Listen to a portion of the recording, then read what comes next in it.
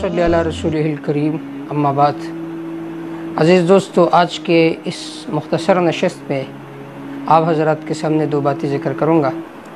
سب سے پہلی بات تو یہ ہے کہ آج الحمدللہ عید الاضحیٰ کا مبارک دن ہے اور یہ بہت ہی عظیم دن ہے۔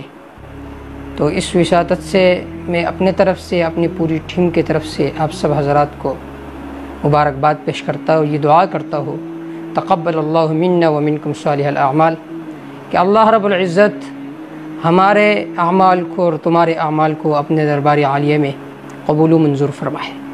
عید الاضحیٰ کے دن، اسی طرح عید الفطر کے دن لوگ عام طور پر یہ کہتے ہیں کہ مبارک ہو۔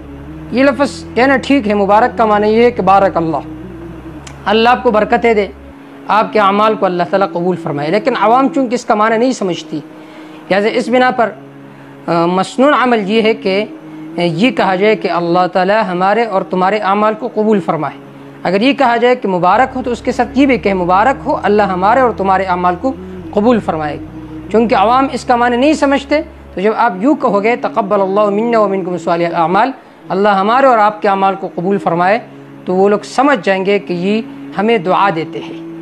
دوسری بات یہ ہے، عید سے متعلق بہت اہم بات ہے، عام طور پر جب خوشیاں ہوتی ہے، چاہے عید الفطر ہو یا عید الاضحیٰ ہو، تو لوگ رشتہ داروں کے گھر جاتے ہیں، اقربا کے گھر جاتے ہیں۔ تو جانا کوئی ممنوع نہیں ہے، جائیے، یہ صلہ رحمی ہے، لیکن وہاں پر جانا، غیر محرم عورتوں کے ساتھ بیٹھنا، ان کے ساتھ گپ شپ لگانا، ان کے ساتھ دل لگی کی باتیں کرنا، یہ شرعاً ممنوع ہے۔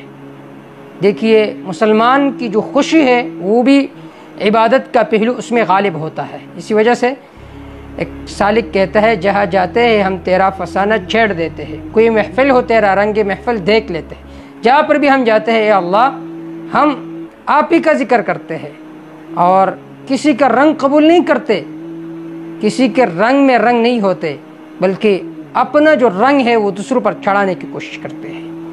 تو امید رکھتا ہوں کہ آپ ان دونوں باتوں پر عمل کریں گے۔